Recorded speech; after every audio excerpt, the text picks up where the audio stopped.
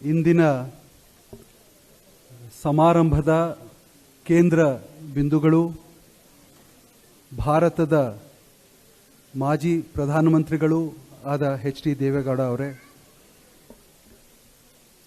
ಭಾರತೀಯ ನ್ಯಾಯಾಂಗದ ಭೀಷ್ಮ ಪಿತಾಮಹ ಎಂದೇ ಹೆಸರಾದ ಜಸ್ಟಿಸ್ ಎಂ ಎನ್ ವೆಂಕಟಾಚಲಯ್ಯ ಅವರೇ,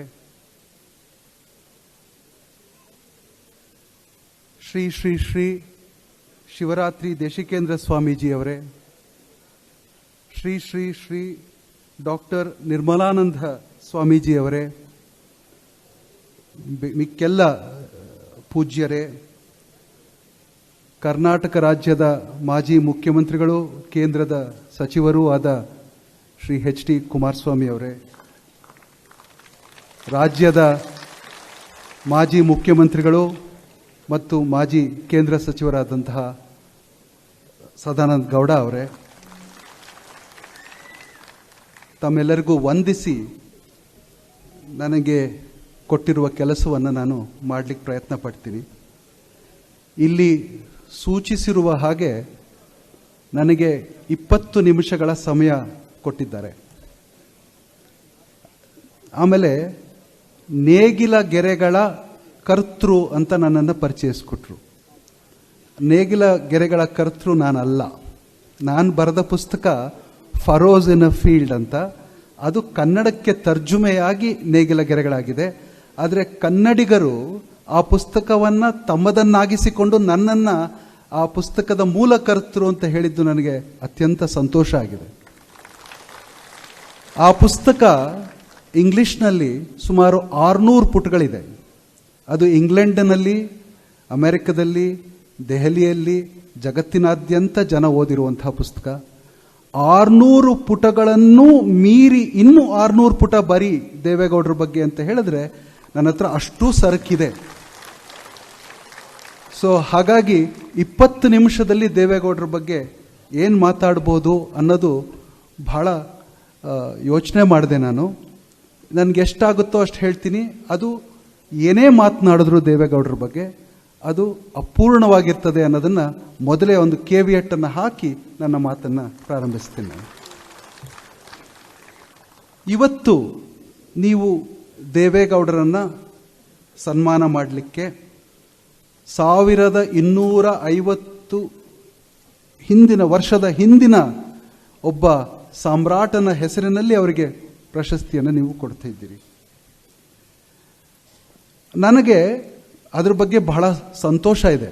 ಅದಕ್ಕೆ ಅದರದೇ ಆ ಗಂಗಾ ಸಾಮ್ರಾಟ ಶ್ರೀ ಪುರುಷ ಪ್ರಶಸ್ತಿ ಅಂತ ಹೇಳಿದಾಗ ಅದಕ್ಕೆ ಅದರದೇ ಆದ ಒಂದು ಸ್ಥಾನ ಇದೆ. ಗೌಡ್ರಿಗೆ ಅಭಿನಂದನೆ ಆದದ್ದು ಬಹಳ ಕಡಿಮೆನೆ.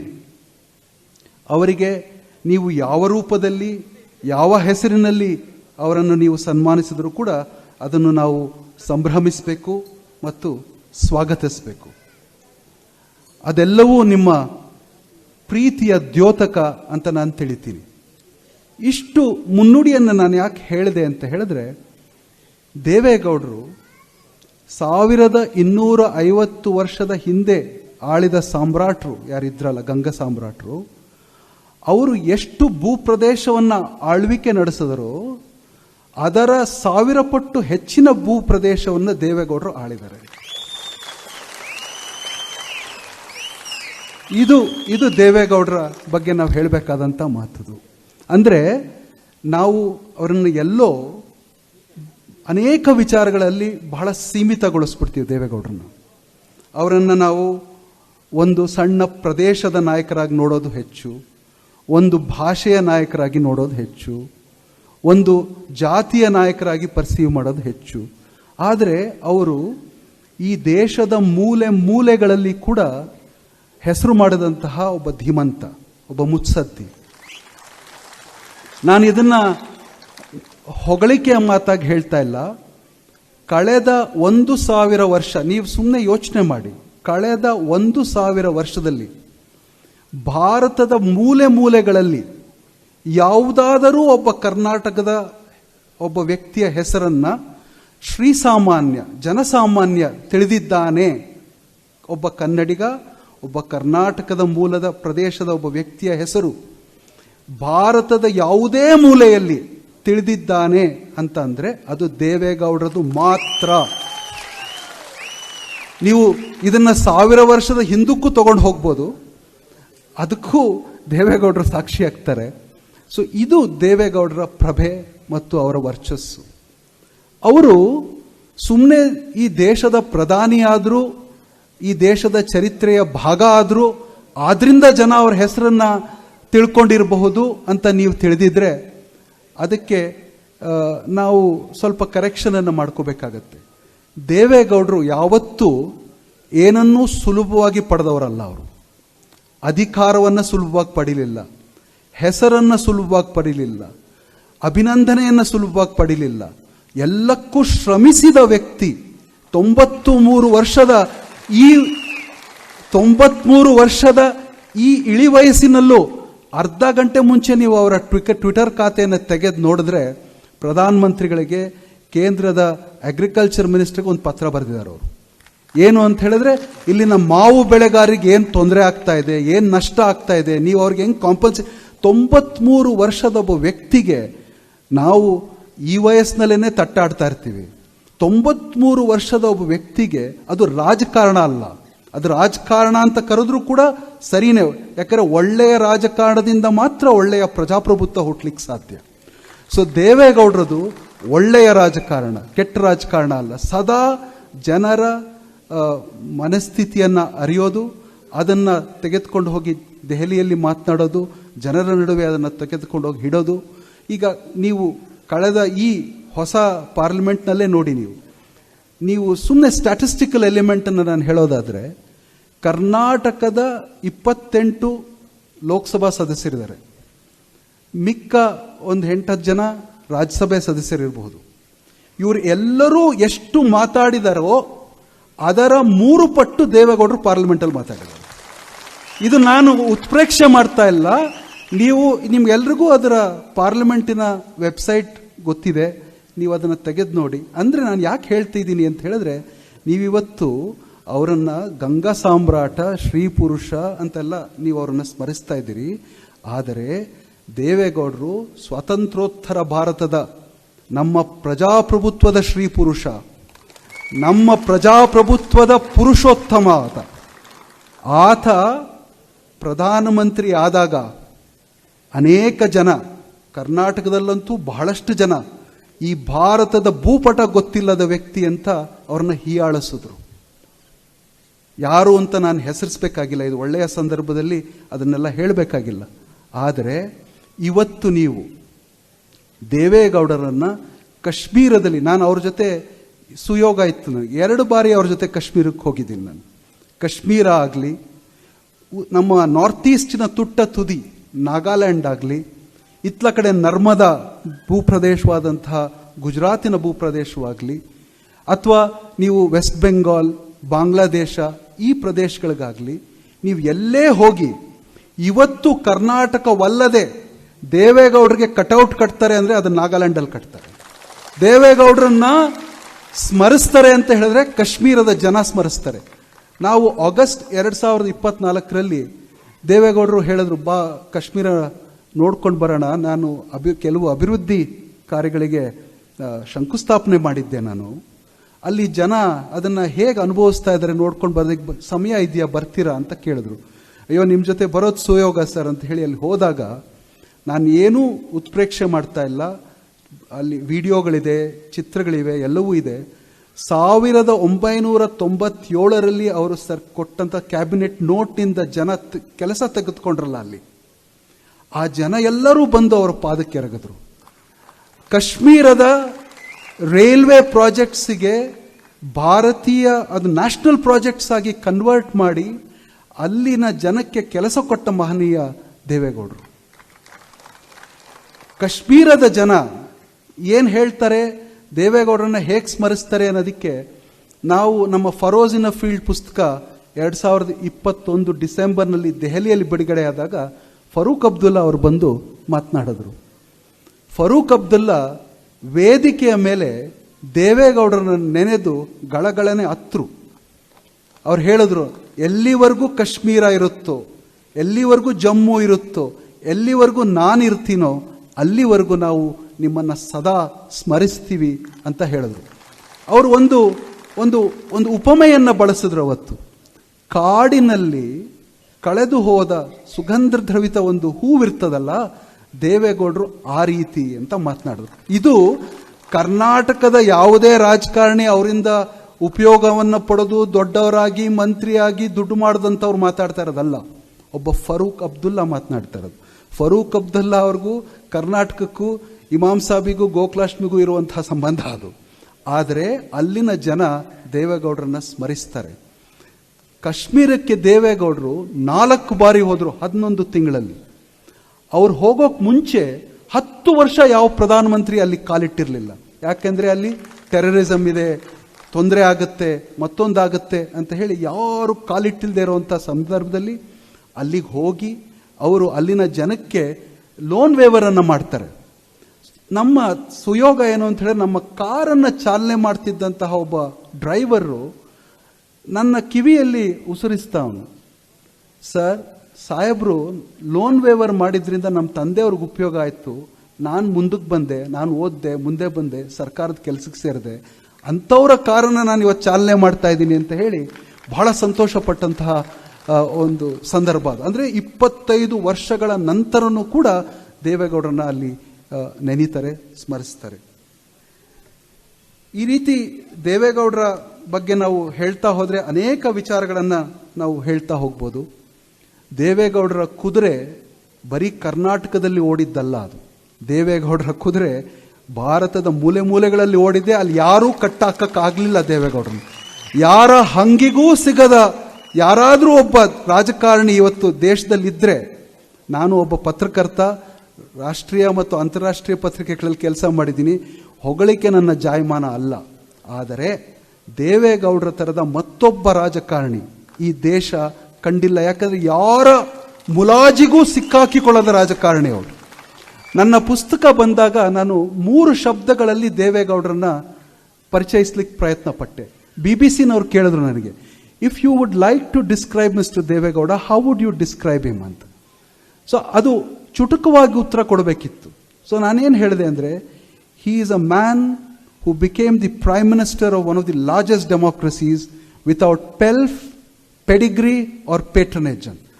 ಪೆಲ್ಫ್ ಅಂದರೆ ಈ ದುಡ್ಡಿನ ಸಹಾಯದಿಂದ ಅವ್ರ ಪ್ರಧಾನಮಂತ್ರಿ ಆಗಲಿಲ್ಲ. ಪೇಟ್ರನೇಜ್ ಅಂದರೆ ಯಾರದೋ ಕೃಪಾ ಕಟಾಕ್ಷೆಯಿಂದ ಅವ್ರ ಪ್ರಧಾನಮಂತ್ರಿ ಆಗಲಿಲ್ಲ. ಪೆಡಿಗ್ರಿ, ಅವರು ಹುಟ್ಟಿದ್ದು ಹರದನಹಳ್ಳಿಯ ಒಂದು ಸಣ್ಣ ಕುಟುಂಬದಲ್ಲಿ, ಒಬ್ಬ ರೈತ ಕುಟುಂಬದಲ್ಲಿ, ಬಡ ಕುಟುಂಬದಲ್ಲಿ. ಸೊ ವಿತೌಟ್ ಪೆಲ್ಫ್, ಪೇಟ್ರನೇಜ್ ಆರ್ ಪೆಡಿಗ್ರಿ, ಈ 3 ಇಲ್ಲದೆ ಈ ದೇಶದಲ್ಲಿ ಮೊಟ್ಟ ಮೊದಲ ಶೂದ್ರ ಪ್ರಧಾನಮಂತ್ರಿ ಯಾರಾದರೂ ಇದ್ರೆ, ಕುವೆಂಪು ಅವರು ಶೂದ್ರ ತಪಸ್ವಿ ಅಂತ ಪದ ಬಳಸ್ತಾರೆ. ಅದು ವಾಲ್ಮೀಕಿಯವ್ರಿಗೆ ಅನ್ವಯ ಆಗ್ಬೋದು, ದೇವೇಗೌಡರಿಗೂ ಅನ್ವಯ ಆಗತ್ತೆ. ದೇವೇಗೌಡರು ಶೂದ್ರ ತಪಸ್ವಿ, ಈ ದೇಶವನ್ನು ಆಳಿದ ಶೂದ್ರ ತಪಸ್ವಿ. 11 ತಿಂಗಳಲ್ಲಿ ದೇವೇಗೌಡರು ಮಾಡಿದ ಕೆಲಸವನ್ನು ನೀವು, ನಾನು 600 ಪುಟದಲ್ಲಿ ಬರೆದಿದ್ದೀನಿ, ಅದರ ಕಾನೇಶುಮಾರಿಯನ್ನು ನೀವೇನಾದರೂ ಮಾಡಿದ್ರೆ, ಅವರಾದ ನಂತರ 10 ವರ್ಷ, 5 ವರ್ಷ, 11 ವರ್ಷ ಆಳಿದಂತಹ ವ್ಯಕ್ತಿಗಳಿದ್ದಾರೆ.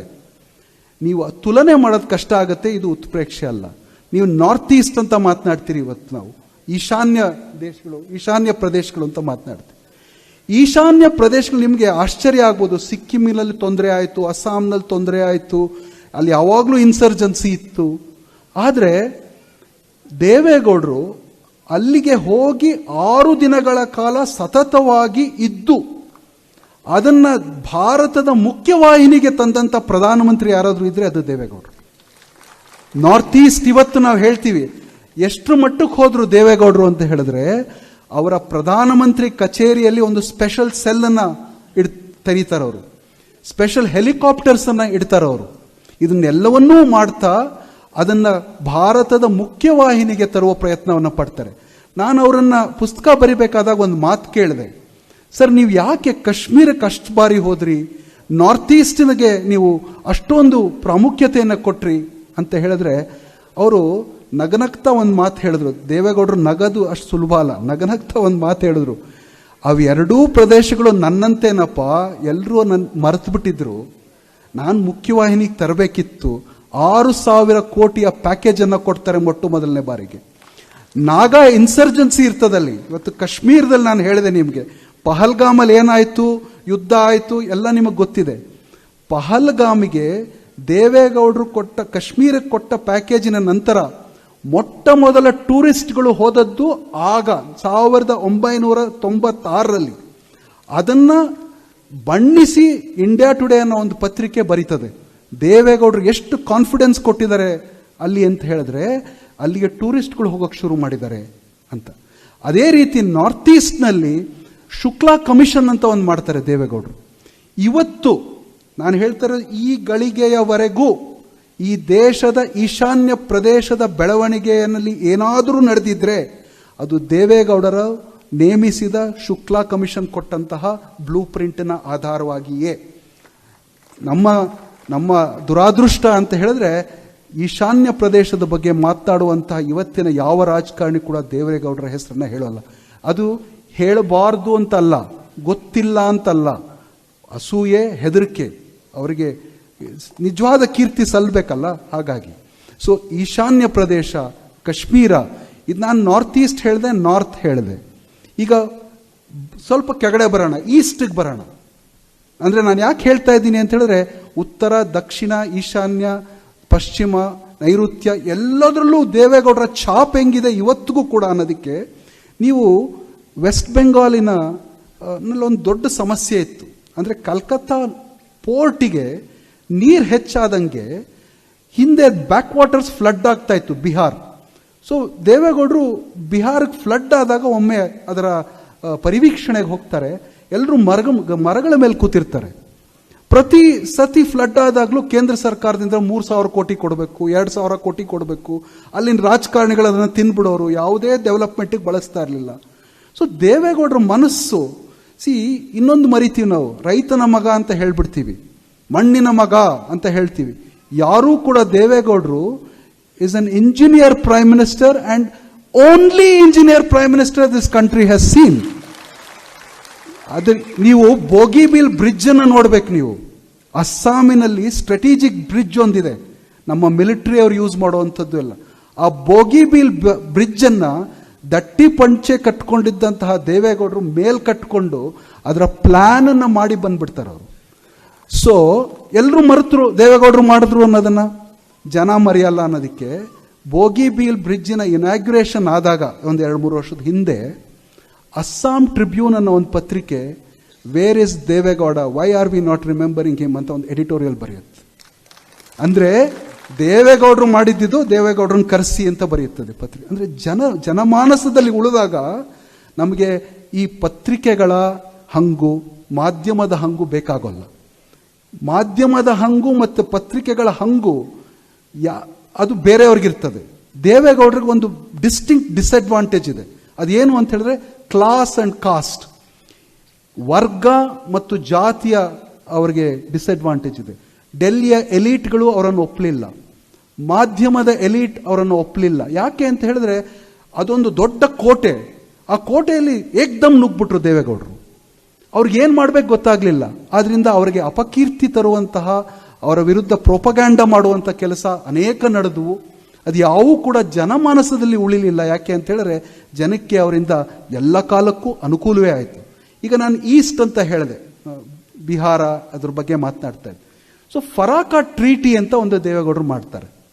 ಆ ಫರಾಕ ಟ್ರೀಟಿ ಎಷ್ಟು ದೊಡ್ಡದಾಗೋಗುತ್ತೆ ಅಂತ ಹೇಳಿದ್ರೆ, ಈಗ ಬಿಹಾರದಲ್ಲಿ ಫ್ಲಡ್ ಆಗೋದು ಕಮ್ಮಿ ಆಗುತ್ತೆ, ಯಾಕಂದರೆ ಬ್ಯಾಕ್ ವಾಟರ್ಸ್ ಪುಷ್ ಆಗಲ್ಲ, ಗಂಗಾ ನದಿ ಹಿಂದಕ್ಕೆ ಹೋಗಲ್ಲ. ಕ್ಯಾಲ್ಕಟಾ ಪೋರ್ಟ್ನಲ್ಲಿ ಹೆಚ್ಚಿಗಿನ ನೀರನ್ನು ದೇವೇಗೌಡರು ಏನು ಮಾಡ್ತಾರೆ, ಬಾಂಗ್ಲಾದೇಶಕ್ಕೆ ಹರಿಸ್ಬಿಡೋಣ ಅಂತ ಹೇಳ್ತಾರೆ. ಈ ಬಾಂಗ್ಲಾದೇಶಕ್ಕೆ ಆ ನೀರನ್ನು ಹರಿಸೋದ್ರ ಮೂಲಕ ಏನಾಗುತ್ತೆ ಅಂತ ನೀವು ಆಶ್ಚರ್ಯ ಪಡ್ಬೋದು. ಇಡೀ ಬಾಂಗ್ಲಾದೇಶದ ರಾಜಕಾರಣ ಬದಲಾಗೋಗುತ್ತೆ. ಯಾಕಂದರೆ ಲೋವರ್ ರೈಪೇರಿಯನ್ ಡಿಸ್ಟ್ರಿಕ್ಟ್ಸ್ ಅಲ್ಲಿ ಎಷ್ಟು ಸಮೃದ್ಧಿಯನ್ನು ಕಾಣ್ತಾರೆ ಅಲ್ಲಿನ ಜನ ಅಂದರೆ, ನಾನು ಬಾಂಗ್ಲಾದೇಶದಲ್ಲಿ ನೋಡಿದ್ದೀನಿ.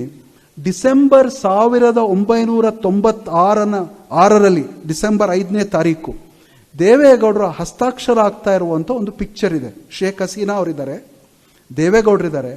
ಆ ಪಿಕ್ಚರನ್ನು ಜನ ಪೇಪರ್ನಲ್ಲಿ ಬಂದಿದ್ದನ್ನು, ಬಂಗಾಳಿ ಪೇಪರಲ್ಲಿ ಬಂದಿದ್ದು ಕಟ್ ಮಾಡಿ ಒಂದು ಪ್ಲಾಸ್ಟಿಕ್ ಪೇಪರಲ್ಲಿ ಸೇರಿಸಿ ಅವ್ರ ಮನೆ ದೇವರುಗಳನ್ನು ಇಡುವಂಥ ಸ್ಥಾನದಲ್ಲಿ ಇಟ್ಟಿದ್ದಾರೆ. ಇವತ್ತಿಗೂ ಇದು ಬಾಂಗ್ಲಾದೇಶದ ಕತೆ. ಇದು ಅದು ಯಾವಾಗ ನನಗೆ ಹೊಳೀತು ಅಂತ ಹೇಳಿದ್ರೆ, ಬಾಂಗ್ಲಾದೇಶದ ಜನಕ, ಅಲ್ಲಿನ ರಾಷ್ಟ್ರಪಿತ ಅಂತ ಇದ್ದ ಶೇಖ್ ಮುಜೀಬುರ್ ರೆಹಮಾನ್, ನೀವೆಲ್ಲರೂ ಕೇಳಿರ್ಬೋದು. ಶೇಖ್ ಮುಜೀಬುರ್ ರೆಹಮಾನ್ ಅವ್ರಿಗೆ 100 ವರ್ಷದ ಇದಾಗುತ್ತೆ. ಅವರ ಮಗಳು ಪ್ರಧಾನಮಂತ್ರಿ ಆಗಿರ್ತಾಳೆ. ಅವಳು ಇಡೀ ಜಗತ್ತಿನ ದೊಡ್ಡ ನಾಯಕರನ್ನೆಲ್ಲ ಕರೆಸಿ ಸಮಾರಂಭ ಮಾಡಬೇಕು ಅಂತ ಹೊರಡ್ತಾಳೆ.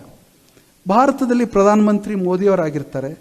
ಸೋನಿಯಾ ಗಾಂಧಿ ಅವರನ್ನು ಕೂಡ ಕರೀತಾರೆ. ಯಾಕೆಂದರೆ ಇಂದಿರಾ ಗಾಂಧಿ ಅವರಿಗೆ ಶ್ರೀರಕ್ಷೆಯನ್ನು ಕೊಟ್ಟಿರ್ತಾರೆ. ಚಿರಂಜೀವಿ ಸಿಂಗ್ ಸಾಹೇಬ್ರು ಅವರ ಶೇಖ್ ಹಸೀನಾ ಇಲ್ಲಿದ್ದಾರೆ, ಅವರು ಶೇಖ್ ಹಸೀನಾ ಅವರ ಪಕ್ಕದ ಮನೆಯವರಾಗಿದ್ದರು ಅವರು ದೆಹಲಿಯಲ್ಲಿ.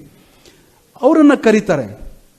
ಆದರೆ ಅಲ್ಲಿನ ಜನ ಈ ನೀರನ್ನು ಪಡೆದಿದ್ರಲ್ಲ, ಅವರ ಕುಟುಂಬಗಳು ಉದ್ಧಾರ ಆಗಿದ್ವಲ್ಲ, ಅವರ ಬೆಳೆ ಬೆಳೆದಿತ್ತಲ್ಲ, ಆ ಬೆಳೆ ಮಾರಿ ಅವ್ರ ಮನೆ ಕಟ್ಕೊಂಡಿದ್ರಲ್ಲ, ಆ ಕಟ್ಟಿದ ಬೆಳೆಯನ್ನು ಮಾರಿ ಅವ್ರ ಮಕ್ಕಳಿಗೆ ಎಜುಕೇಶನ್ ಕೊಟ್ಟಿದ್ರಲ್ಲ, ಅವರು demanded Deve Gowda should be called. Sheikh Mujibur ರೆಹಮಾನರ 100ನೇ ವರ್ಷದ ಆಚರಣೆಗೆ ದೇವೇಗೌಡರು ಬರಬೇಕು ಅಂತ ಹೇಳೋದು. On popular demand of Bangladesh ದೇವೇಗೌಡರನ್ನ ಕರೆಸ್ಕೊಳ್ತಾರೆ. ಆದರೆ ಆವಾಗ ಕೋವಿಡ್ ಬರುತ್ತೆ, ಇನ್ನೇನೋ ಆಗುತ್ತೆ, ಸಮಾರಂಭದ ಬೇರೆ ಸ್ವರೂಪ ಪಡ್ಕೋತದೆ, ಅದು ಬೇರೆ ಮಾತು. ನಾನು ಹೇಳ್ತಾ ಇರೋದು ಏನು ಅಂದರೆ, ದೇವೇಗೌಡರನ್ನು ಕರ್ನಾಟಕದಲ್ಲಿ ನಾವು ತಲೆ ತಗ್ಗಿಸ್ಬೇಕು. ಕರ್ನಾಟಕದವರು ಅವರನ್ನು ಒಂದು ಇಲ್ಲಿನ ಒಬ್ಬ ಸಣ್ಣ ರಾಜಕಾರಣಿಯ ಥರ ನೋಡಲಿಕ್ಕೆ ಪ್ರಯತ್ನ ಪಟ್ಟಿದ್ದಾರೆ. ಅವ್ರು ಯಾವತ್ತೂ ಅಧಿಕಾರವನ್ನು ಬಯಸಿ ಹೋದವರಲ್ಲ, ಅಧಿಕಾರವನ್ನು ಬಿಸಾಡಿದಂಥ ರಾಜಕಾರಣಿ ಯಾರಾದರೂ ಇಂಡಿಯಾ ದೇಶದಲ್ಲಿ ಇದ್ದರೆ ಅವರು 1997ರಲ್ಲಿ ನನ್ನ ಪುಸ್ತಕದಲ್ಲಿ ಬರ್ತದೆ, ವಾಜಪೇಯಿ ಒಂದು ಚೀಟಿ ಕಳಿಸ್ತಾರೆ, ನಾವು ನಿನ್ನ ಸರ್ಕಾರಕ್ಕೆ ಇದು ಸಪೋರ್ಟ್ ಮಾಡ್ತೀವಿ, ನೀನು ಆತ್ರ ಮಾಡಬೇಡ ಅಂತ. ಬಾಲಾ ಸಾಹೇಬ್ ಠಾಕ್ರೆ ಫೋನ್ ಮಾಡಿ ಬೈತಾರೆ, ನೀನೇ ಆತ್ರದಲ್ಲಿದೆಯಾ, ನೀನು ಮಾಡಬೇಡ ಅಂತ. ಜೇಠ್ಮಲಾನಿ ಬಂದು ಹೇಳ್ತಾರೆ, ಎಲ್ಲರೂ ಹೇಳ್ತಾರೆ. ದೇವೇಗೌಡರು no, I will stand on principle. ನಾನು ಪಾರ್ಲಿಮೆಂಟಿನ ಮುಂದೆ ನಾನು ಮಾಡಿದ ಕೆಲಸವನ್ನು ನಾನು ಹೇಳಿ ನಾನು ಹೊರಡ್ತೀನಿ ನಾನು. ಆ ಭಾಷಣ ಇದೆಯಲ್ಲ 1997ರಲ್ಲಿ ದೇವೇಗೌಡರು ಮಾಡಿದ ಭಾಷಣ, ಅದು ಆಲ್ ಟೈಮ್ ಭಾರತದ ಪ್ರಜಾಪ್ರಭುತ್ವದ ಪಾರ್ಲಿಮೆಂಟಿನಲ್ಲಿ ನಡೆದ ಸರ್ವಶ್ರೇಷ್ಠ ಭಾಷಣಗಳಲ್ಲಿ ಒಂದು. ಮತ್ತೆ ಸುಗತ ಹೇಳ್ತಾ ಇದ್ದಾನೆ ಅಂತ ಅಂದ್ಕೊಂಡು ಅದನ್ನು ಪಕ್ಕಕ್ಕಿಡಬೇಡಿ. ಇದು CNN ಹೇಳಿರುವಂಥ ಮಾತಿದು. 1997ರಲ್ಲೇ CNN ಹೇಳುತ್ತೆ, ಅದು ಭಾರತೀಯ ಪ್ರಜಾಪ್ರಭುತ್ವದ ಸಂಸದೀಯ ಕಲಾಪಗಳಲ್ಲಿ ಅತ್ಯಂತ ಸರ್ವಶ್ರೇಷ್ಠ ಭಾಷಣಗಳಲ್ಲಿ ಒಂದು ಅಂತ. ಆ ಭಾಷಣದಲ್ಲಿ ದೇವೇಗೌಡರು ಹೇಗೆ ಮಾತನಾಡ್ತಾರೆ ಅನ್ನೋದನ್ನು ವಿಡಿಯೋ ಇದೆ, ನೀವು ನೋಡಬೇಕು. ಅದೇ ದೇವೇಗೌಡರನ್ನ ಈ ಎಲೀಟ್, ಡೆಲ್ಲಿಯ ಲುಟೆನ್ಸ್ ಎಲೀಟ್ ಹೇಗೆ ಬಣ್ಣಿಸಿದ್ರು ಅಂದರೆ, ಒಬ್ಬ ಬಹಳ ಫೇಮಸ್ ಹಿಸ್ಟಾರಿಯನ್ ಆತನ ಮೊದಲನೆಯ ಸಾಲು ಆತನ ಪುಸ್ತಕದಲ್ಲಿ ಐಡಿಯಾ ಆಫ್ ಇಂಡಿಯಾ ಅಂತ ಆ ಪುಸ್ತಕದ ಹೆಸರು. ಅದ್ರಲ್ಲಿ ಮೊದಲನೇ ಸಾಲದಲ್ಲಿ ದೇವೇಗೌಡರಿಗೆ ಹೆಂಗೆ ಅವಹೇಳನ ಮಾಡ್ತಾನೆ ಅಂತ ಹೇಳಿದ್ರೆ, ಇವತ್ತು ನಮ್ಮ ದೇಶದ ಪ್ರಧಾನಮಂತ್ರಿಗೆ ಇಂಗ್ಲಿಷೂ ಬರೋಲ್ಲ, ಹಿಂದಿಯೂ ಬರೋಲ್ಲ ಅಂತ ಅವಮಾನ ಮಾಡ್ತಾನೆ. ಅವನನ್ನು ಯಾರೂ ಚಾಲೆಂಜ್ ಮಾಡಲ್ಲ. ಆತ ಅಲ್ಲೇ ಇದ್ದಂತಹ ನೆಹರು ಮೆಮೋರಿಯಲ್ ಲೈಬ್ರರಿ ಅಥವಾ ಆರ್ಕೈವ್ಸ್ಗೆ ಹೋಗಿದ್ರೆ, ದೇವೇಗೌಡರು ತಮ್ಮ ಕೈಯಾರೆ ಬರೆದ ಇಂಗ್ಲಿಷ್ನಲ್ಲಿ ಪತ್ರಗಳು ಬರೆದಿದ್ರಲ್ಲ, ಮೊರಾರ್ಜಿಗೆ ಬರೆದ ಪತ್ರಗಳು, ಚಂದ್ರಶೇಖರ್ ಅವರಿಗೆ ಬರೆದ ಪತ್ರಗಳು, ಪಕ್ಷ ನಡೆಸ್ತಾ ಇದ್ದಾಗ ರಾಮಕೃಷ್ಣ ಹೆಗಡೆ ಅವ್ರಿಗೆ ಬರೆದಂಥ ಪತ್ರ, ಎಲ್ಲವೂ ಕೂಡ ಅವರ ಸ್ವಚ್ಛವಾದ ಕೈ ಬರವಣಿಗೆಯಲ್ಲಿ ಇಂಗ್ಲಿಷ್ನಲ್ಲಿದೆ. ದೇವೇಗೌಡರು ಇಂಗ್ಲಿಷ್ ಮೀಡಿಯಂ ಸ್ಕೂಲಲ್ಲಿ ಓದ್ದವರು ಅಂತ ಭಾಳಷ್ಟು ಜನಕ್ಕೆ ಗೊತ್ತಿರೋಲ್ಲ. ಅವರ ತಂದೆ ಅದು ಅವ್ರಿಗೆ ಏನು ಅನ್ನಿಸ್ತೋ ಏನೋ ಗೊತ್ತಿಲ್ಲ, ನನ್ನ ಮಗ ಇಂಗ್ಲಿಷ್ ಓದಬೇಕು ಅಂತೇಳಿ ಇಂಗ್ಲಿಷ್ ಮಾಧ್ಯಮಕ್ಕೆ ಸೇರಿಸ್ತಾರೆ ಅವರನ್ನು. ಸೊ ದೇವೇಗೌಡರು ಆ ರೀತಿಯಾದ ಅವಮಾನಗಳಿಗೆ, ಹ್ಯುಮಿಲಿಯೇಷನ್, ಯಾಕೆ ಅಂದರೆ ಅವ್ರಿಗೆ ಆ ವರ್ಗ ಬಲ ಇರಲಿಲ್ಲ, ಕಲ್ಚರಲ್ ಕ್ಯಾಪಿಟಲ್ ಅಂತೀವಿ ಇಂಗ್ಲೀಷ್ನಲ್ಲಿ, ಅದಿರಲಿಲ್ಲ, ಜಾತಿ ಬಲ ಇರಲಿಲ್ಲ. ನಾವು ಕರ್ನಾಟಕದ ಇಲ್ಲಿ ಅನೇಕ ಜನ ಅವರಿಂದ ಎಲ್ಲ ಪಡೆದಿರ್ತಾರೆ. ಆದರೆ ಅವರಿಗೆ ಪ್ರಧಾನಮಂತ್ರಿಯಾಗಿ ಇವತ್ತು ನೀವು ಅಭಿನಂದನೆ ಮಾಡ್ತಾ ಇರೋದು ಎಷ್ಟು ದೊಡ್ಡ ವಿಚಾರ ಅಂತ ಹೇಳಿದ್ರೆ, ಅವ್ರು ಒಂದು ದಿವಸ ಭಾಳ ನಾವಿಬ್ಬರೇ ಕೂತು ಮಾತನಾಡ್ತಿದ್ದಾಗ ದೆಹಲಿಯ ಅವ್ರ ಮನೆಯಲ್ಲಿ ಒಂದು ಮಾತು ಹೇಳಿದ್ರು, ರಾಜು, ನಾನು ಬೆಂಗಳೂರಿಂದ ದೆಹಲಿಗೆ ಮೇ 31ನೇ ತಾರೀಕು ವಿಶೇಷ ವಿಮಾನದಲ್ಲಿ ಹಾರದ್ನಲ್ಲ ಪ್ರಧಾನಮಂತ್ರಿಯಾಗಿ ಇದು ಸ್ವೆರಿಂಗ್ ಇನ್ ಸೆರೆಮನಿಗೆ, ಅದಕ್ಕೆ ಮುಂಚೆ ನನ್ನ ಯಾವ ಕ್ಯಾಬಿನೆಟ್ ಕೊಲೀಗ್ ಆಗಲಿ ಯಾರೇ ಆಗಲಿ ಒಂದೇ ಒಂದು ಚಹಾ ಕೂಟ ಏರ್ಪಡಿಸಲಿಲ್ಲ. ನಾನು ಅಧಿಕಾರ ಕಳ್ಕೊಂಡಾಗ ಯಾರು ಒಂದು ದಿವಸ ಅಲ್ಲಿ ಉಳಿದು ಗೌಡ್ರೆ ಬೇಜಾರು ಪಡಬೇಡಿ ಅಂತ ಹೇಳಲಿಲ್ಲ. ನಾನು ಅಂಥ ತಪ್ಪು ಏನು ಮಾಡಿದ್ದೀನಿ ಅಂತ ಕೇಳಿದ್ರು. ಅಂದರೆ ದೇವೇಗೌಡರ ಧಾರಣ ಶಕ್ತಿ, ಅವರ ನೋವು, ಅವ್ರಿಗೆ ಸಿಟ್ಟು ಬೇರೆಯವ್ರಿಗೆ ಬರೋ ರೀತಿ ಬರೋಲ್ಲ. ಅವರು ಅಂತರ್ಮುಖಿ. ಅವ್ರಿಗೆ ಸಿಟ್ಟು ಬಂದರೆ, ಕೋಪ ಬಂದರೆ ಒಳಗೆ ನುಂಗ್ಕೊಂಡ್ಬಿಡ್ತಾರೆ. ಅವರು ಹಾಗೇ ಸ್ತಬ್ಧವಾಗಿ ಕೂತ್ಬಿಡ್ತಾರೆ. ಆ ಥರ ಅನೇಕ ನೋವನ್ನು ಇದನ್ನು ಸಹಿಸಿ 93 ವರ್ಷದ ಬಾಳ್ವೆ ಇದೆಯಲ್ಲ, ಅದು ಸಾಮಾನ್ಯವಾದ ಬದುಕಲ್ಲ. ಇನ್ನು ಮುಂದೆ ಆದರೂ ಕರ್ನಾಟಕದ ಜನತೆ ಅವರು ಎಷ್ಟು ದೊಡ್ಡವರು ಅಂತ ತಿಳಿಯುವಂಥ ಕಾಲ ಬರಲಿ ಅಂತ ನಾನು ಪ್ರಾರ್ಥಿಸ್ತೀನಿ. ಇನ್ನೊಂದು 2 ಮಾತು ಹೇಳಿ ನನ್ನ ಮಾತನ್ನು ಮುಗಿಸ್ತೀನಿ. ದೇವೇಗೌಡರ ಬಗ್ಗೆ ಈಗ ಪ್ರಸ್ತಾಪ ಮಾಡ್ತಾ ಅವರ ನೀರಾವರಿಯ ಬಗ್ಗೆ ಮಾತನಾಡಿದ್ರು. ಈಗ ನಾವು ಬೆಳಿಗ್ಗೆ ಅಂದರೆ ಭಕ್ತಿಯಿಂದ ನಡೆದುಕೊಳ್ಳುವಂತಹ ಜನ ಒಂದು ಸ್ತೋತ್ರವನ್ನು ದಿನ ಬೆಳಿಗ್ಗೆ ಹೇಳ್ತಾರೆ. ಪ್ರಾರ್ಥನೆ ಮಾಡ್ತಾ ಕೈಯಲ್ಲಿ ಆಪೋಷಣೆಯನ್ನು ಪಡಿತಾ ಕೈಯಲ್ಲಿ ನೀರನ್ನಿಟ್ಟುಕೊಂಡು ಗಂಗೇಚ ಯಮುನೆ ಚೈವ ಗೋದಾವರಿ ಸರಸ್ವತಿ ನರ್ಮದೇ ಸಿಂಧು ಕಾವೇರಿ ಜಲಸ್ಮಿನ್ ಸನ್ನಿಧಿಂ ಕುರು ಅಂತ ನಾವು ಕೈಯಲ್ಲಿ ಆಪೋಷಣೆ ಇಟ್ಕೊಂಡು ಈ ಎಲ್ಲ ನದಿಗಳ ಒಂದು ಸಾರ ಈ ನನ್ನ ಕೈಯಲ್ಲಿರುವ ಈ ನೀರಲ್ಲಿರಲಿ ಅಂತ ಹೇಳಿ ಆಪೋಷಣೆ ಮಾಡ್ತೀವಿ. ಇನ್ನೊಂದು ನಿಮ್ಗೆ ಆಶ್ಚರ್ಯ ಆಗುವಂಥ ವಿಚಾರ, ಇಲ್ಲಿ ಯಾವ್ಯಾವ ನದಿಗಳನ್ನು ಹೆಸರಿಸಿದಿರೋ ಭಾರತ ದೇಶದ ಸ್ವಾತಂತ್ರ್ಯೋತ್ತರ ಚರಿತ್ರೆಯಲ್ಲಿ ಆ ಎಲ್ಲ ನದಿಗಳ ಆಗುಹೋಗಳನ್ನು ಒಂದು ಕಾಲಘಟ್ಟದಲ್ಲಿ ನಿರ್ವಹಿಸಿದ ಭಾರತದ ಏಕೈಕ ಪ್ರಧಾನಮಂತ್ರಿ ಯಾರಾದರೂ ಇದ್ದರೆ ಅದು ದೇವೇಗೌಡರು. ನರ್ಮದಾ ಸಿಂಧು ಕಾವೇರಿ ಅಂತೂ ನಿಮಗೆ ತಿಳಿದೇ ಇದೆ. ನರ್ಮದಾ ಮೋದಿಯವರ ನಾಡಿನಲ್ಲಿ ಇವತ್ತು ಅವರಿಗೆ ಸರ್ದಾರ್ ಸರೋವರ್ ಡ್ಯಾಮಿನ ಎತ್ತರ ಜಾಸ್ತಿ ಆಗಬೇಕು ಅಂತ ಹೇಳಿದ್ರೆ ಅದಕ್ಕೆ ದೇವೇಗೌಡರು ಕಾರಣ. ದೇವೇಗೌಡರು ಮೋದಿಯವ್ರ ಪ್ರಧಾನಿಯಾದಾಗ ಅವ್ರಿಗೆ ಒಂದು ಸಣ್ಣ ಕುಚೇಷ್ಟೆ ಮಾಡ್ತಾರೆ. ನೋಡು, ನಾನು ನಿನ್ಗೆ 2 ಅಡಿ ಏರಿಸ್ಕೊಟ್ಟೆ, ನೀನಿನ್ನು 2 ಅಡಿ ಏರಿಸ್ಕೊಂಡು ನೋಡೋಣ ಅಂತ ಹೇಳ್ತಾರೆ. ಅವ್ರು ಹೋಗಿ ಅನೌನ್ಸ್ ಮಾಡ್ತಾರೆ. ಅನೌನ್ಸ್ ಮಾಡಿದ ತಕ್ಷಣ ಮೊದಲು ಅದಕ್ಕೆ ಉಲ್ಟಾ ಬರೋದೇ ಅವರದೇ ಮಧ್ಯಪ್ರದೇಶದಿಂದ, ಅಲ್ಲಿಗೆ ನಿಂತೋಗುತ್ತೆ. ಇದು ದೇವೇಗೌಡರು ಏನು ಮಾಡ್ತಾರೆ ಅಂದರೆ ಎಲ್ಲ ರಾಜ್ಯಗಳ ಮುಖ್ಯಮಂತ್ರಿಗಳನ್ನೇ, ಅಂದರೆ ಗುಜರಾತು, ಮಧ್ಯಪ್ರದೇಶ, ಎಲ್ಲ ರಾಜ್ಯದ ಮುಖ್ಯಮಂತ್ರಿಗಳನ್ನು ಸೇರಿಸಿ ಅಲ್ಲಿನ ಚೀಫ್ ಇಂಜಿನಿಯರ್ಗಳನ್ನು, ಇರಿಗೇಷನ್ ಎಕ್ಸ್ಪರ್ಟ್ಸ್ನೆಲ್ಲ ಎಲ್ಲರನ್ನೂ ಕೂಡಿಸ್ಕೊಂಡು ಫೈಲನ್ನು ತಮ್ಮ ಮುಂದೆ ಇಟ್ಕೊಂಡು ಟೆಕ್ನಿಕಲ್ ಆಗಿ ಮಾತನಾಡಿ ಒಂದು ಸೊಲ್ಯೂಷನ್ ಅನ್ನು ಕೊಡ್ತಾರೆ. ಆಗ ದಿಗ್ವಿಜಯ್ ಸಿಂಗ್ ಮಧ್ಯಪ್ರದೇಶದ ಮುಖ್ಯಮಂತ್ರಿ ಆಗಿರ್ತಾರೆ. He walks out of the meeting. ಆ ಸೊಲ್ಯೂಷನ್ ಅನ್ನು ಏನು ಡ್ರಾಫ್ಟ್ ಮಾಡ್ತಾರಲ್ಲ ದೇವೇಗೌಡರು, ಅದು ಹೇಗೆ ಫರಾಕಾದಲ್ಲಿ ಜ್ಯೋತಿ ಬಸು ಹೆದರ್ಬಿಡ್ತಾರೆ, ನೀವು ನೀರನ್ನು ಬಾಂಗ್ಲಾದೇಶಕ್ಕೆ ಬಿಟ್ಟರೆ ನನಗೆ ಅಧಿಕಾರ ಹೊಟ್ಟೋಗುತ್ತೆ ದೇವೇಗೌಡ್ರೆ ಅಂತ. ದೇವೇಗೌಡರು ಹೇಳ್ತಾರೆ, ನನ್ನನ್ನು ನಂಬು, ನೀನು ಈ ಇನ್ನೊಂದು ಆಂಟೆ ಚೇಂಬರಲ್ಲಿ ಇರು, ಏನಾದರೂ ತೊಂದರೆ ಆ ಅಮ್ಮನ ಜೊತೆ ಶೇಖ್ ಹಸೀನಾ ಜೊತೆ ಏನಾದರೂ ತೊಂದರೆ ಆದರೆ ನಿನ್ನನ್ನು ಕರಿತೀನಿ, ನಿನ್ನ ಕೇಳೇ ಮಾಡ್ತೀನಿ, ನೀನು ಹೆದರಬೇಡ ಅಂಥೇಳಿ ಎಷ್ಟು ಕ್ಯೂಸೆಕ್ಸ್ ನೀರನ್ನು ಬಿಟ್ಟರೆ ನಮಗೆ ತೊಂದರೆ ಆಗಲ್ಲ ಅನ್ನೋದನ್ನು ಕ್ಯಾಲ್ಕುಲೇಷನ್ ಒಬ್ಬ ಇಂಜಿನಿಯರು ದೇವೇಗೌಡರು. ಇಲ್ಲಿ ಕಾವೇರಿದು ಇದೆಯಲ್ಲ ಹಾಗೆ ಕ್ಯಾಲ್ಕುಲೇಟ್ ಮಾಡಿ ಕೊಡ್ತಾರೆ. ಇವತ್ತವರೆಗೂ ತೊಂದರೆ ಆಗಿಲ್ಲ. ಕಲ್ಕತ್ತಾಗಾಗಲಿ, ಬಿಹಾರಕ್ಕಾಗಲಿ, ವೆಸ್ಟ್ ಬೆಂಗಾಲ್ ತೊಂದರೆ ಆಗಿಲ್ಲ.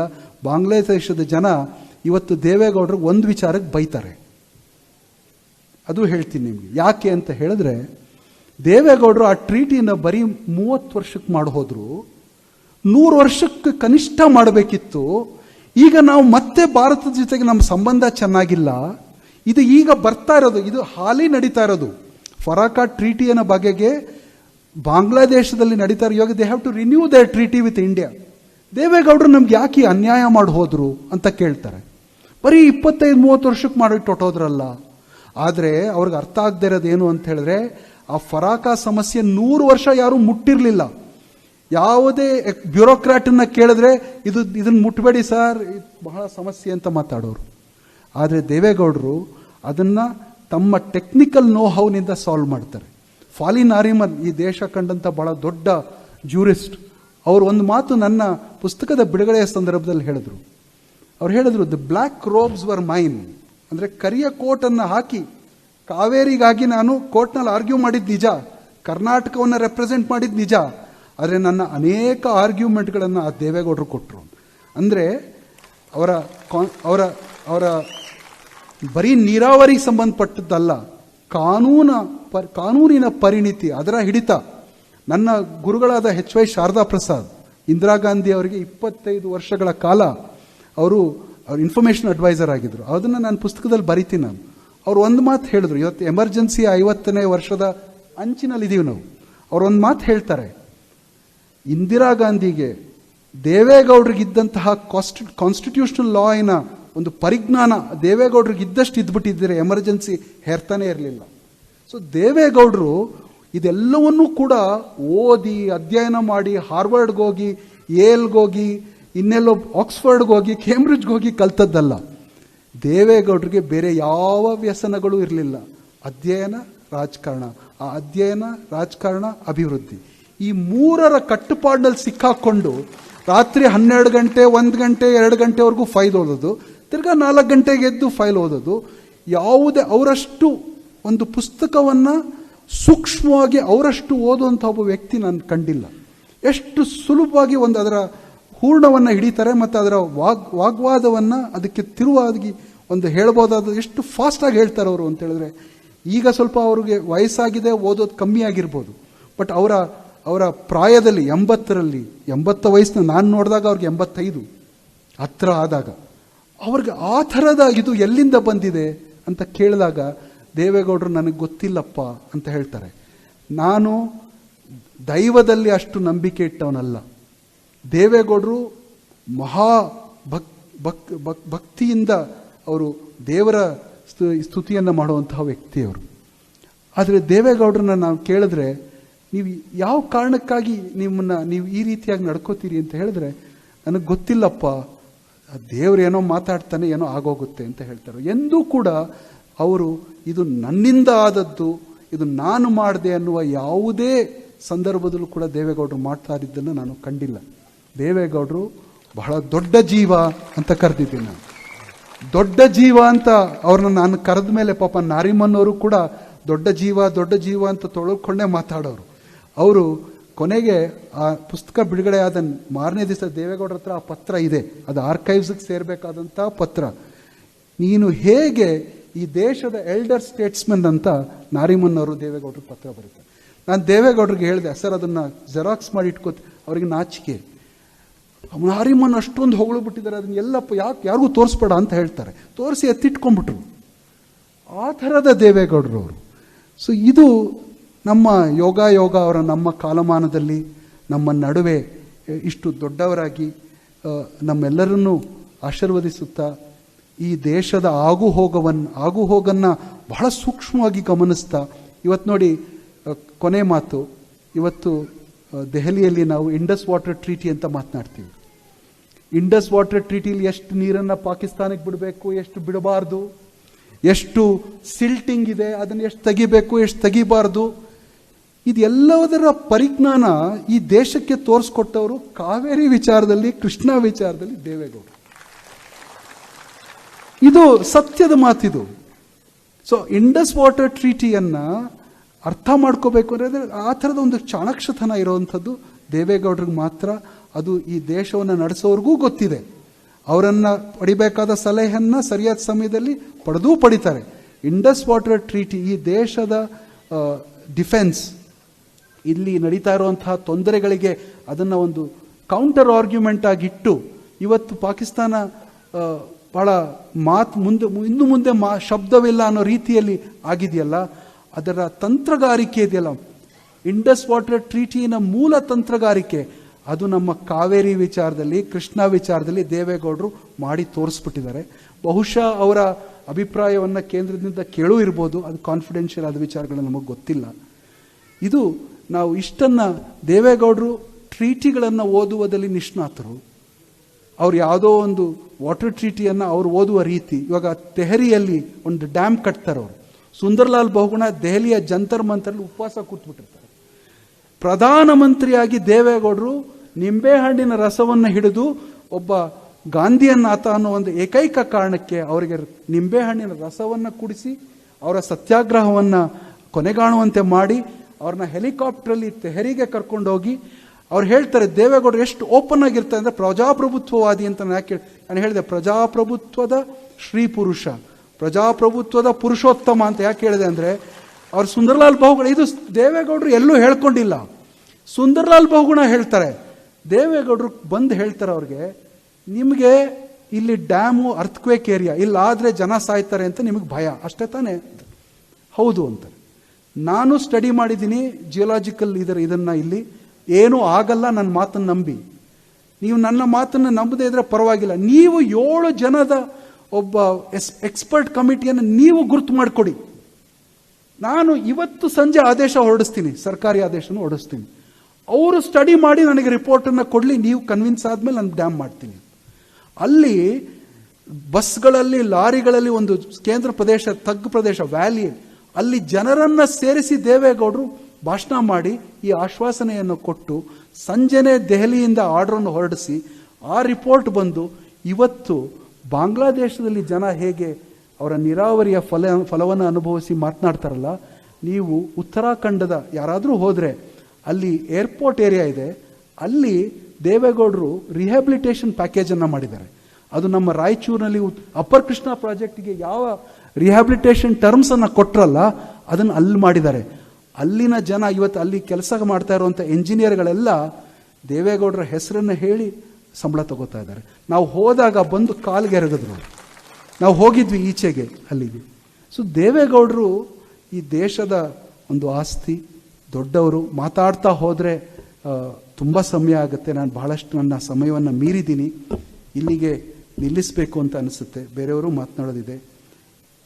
ನಿಜದ ನಾಡೋಜ, ನಿಜದ ಕರ್ನಾಟಕ ರತ್ನ, ನಿಜದ ಭಾರತ ರತ್ನ ದೇವೇಗೌಡರಿಗೆ ಮತ್ತೊಮ್ಮೆ ವಂದಿಸಿ ನನ್ನ ಮಾತುಗಳನ್ನು ಮುಗಿಸ್ತೀನಿ. ಇಲ್ಲಿ ನನ್ನ ಬರಮಾಡ್ಕೊಂಡಿದ್ದಕ್ಕೆ ನಿಮಗೆ ವಂದಿಸ್ತೀನಿ.